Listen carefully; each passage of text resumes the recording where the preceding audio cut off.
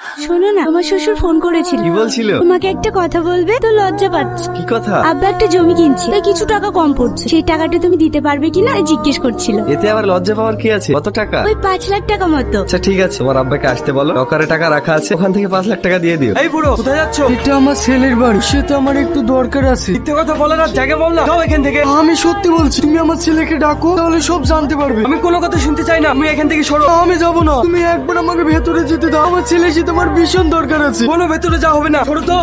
কি হয়েছে? আর সাথে ঝামেলা করছো? এই বুড়োটা এসে বলছে আপনি নাকি ওনার ছেলে, তাই বাড়িতে ঢুকতে চাইছে। বাবু, ওরা আমাদেরকে বাড়ি থেকে বের করে দিতে যাচ্ছিল, এখানে দিলে এখানে থাকতে দেবো না বলছি। তুই কিছু একটা ব্যবস্থা কর। তোমাকে আমি আগেই বলেছি আমি কোনো টাকা দিতে পারবো না। তুই টাকা না দিলে আমি কোথায় টাকা পাবো? ওই বাড়ি জমি বন্ধক দিয়েছি তোকে পড়ানোর জন্য, তুই টাকা না দিলে কে দেবে বল? ছেলে জন্ম দিয়েছিলে তাই কর্তব্য করেছো, আমাদের নিজের সংসার রয়েছে, আমি তোমাকে কোনো টাকা দিতে পারবো না।